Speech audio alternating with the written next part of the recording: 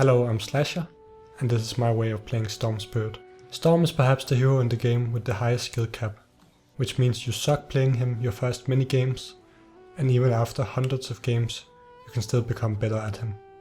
When I play Storm, I like to get a quick Urn and Shadow Blade so I can... Nah, I'm just kidding.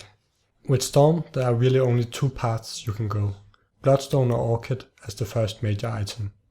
If you're against, for example, a Queen of Pain rushing Orchid, and you have a bad start, getting an Yule's First can also work.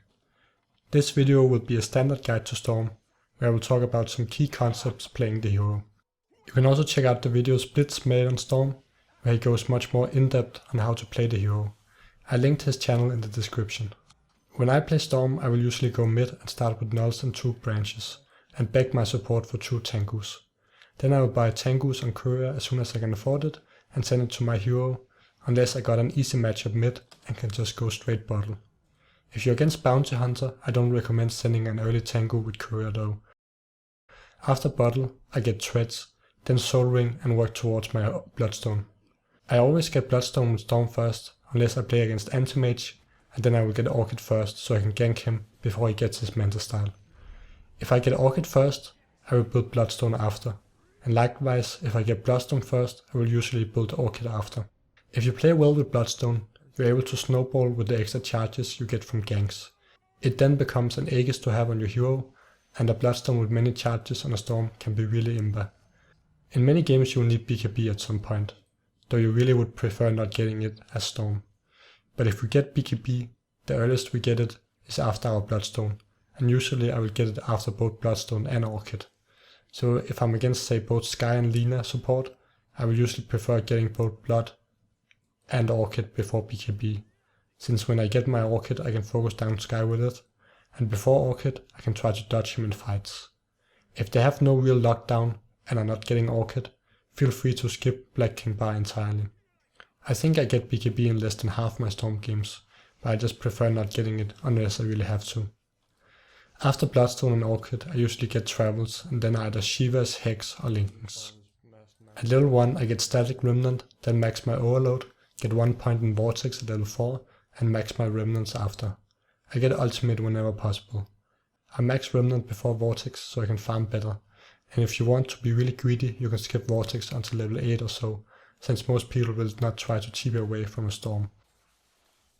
I prefer playing Storm mid, but he also works well in safe lane, can even be viable in a dual off lane if they have weak lanes. He can stand against most heroes mid, though he will probably get less farm than them before level 6. When you hit level 6 and got full mana, you can kill a lot of mid solo, for example Leshrac or Shadow Fiend, especially if they don't have a magic wand. Storm also has a very high kill potential when you TP to a tier 1 tower from Fountain and zip to an enemy immediately, using Bottle meanwhile. This will land you at an enemy with full mana and Bottle, since you will still have the Fountain effect on you. If you are level 5 and you have a tough lane mid or fear gank, go into the jungle and get your level 6. It is very important when playing Storm to not die mid before level 6, where it will be much harder to kill. Good opponents will usually try gank you before you're 6, especially if they have no silence or lockdown to kill you after you hit 6. If they don't have flying vision such as Visage Birds or Tusk's Sigil, always try to steal Aegis if they go for Roshan. Go to the cliff next to Rosh Pit and make a remnant so you got vision of Roshan, and zip in and pull their carry who you expect to take the Aegis the moment Roshan dies, and pick it up yourself. It's got it! Fuck yes! Holy shit! Can't believe I just stole that. I need to not die now. Damn it! Yes! Before your second point in ulti, you really shouldn't be zipping far at all, but instead focus mainly on very short zips. But after level 11, you can start doing long Storm bombs where you TP while you're zipping to your target. You mainly want to do this when you're defending your towers, especially if they try to push high ground, since you can easily rejoin the battle. Doing this Storm bomb will usually just harass the enemy, but you can also bait out a panic global silence if their silencer suddenly sees a Storm zipping into them. Unless you're playing against AM, Storm will always be a powerhouse late game. Focus on your farm, especially before you get Bloodstone, but of course don't forget your team completely. The difference between a good and a bad Storm player is the way the player preserves his mana.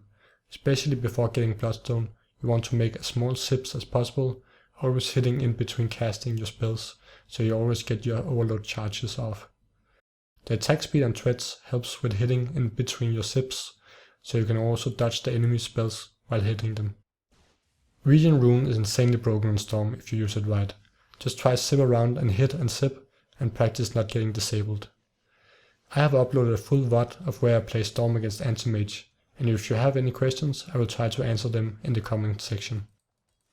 Oh, and one last thing, try not to break your headset when you play Storm. Are you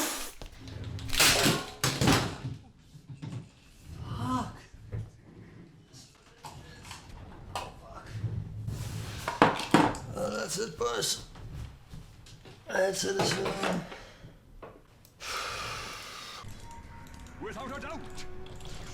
No, I don't want to be stunned. Easy game.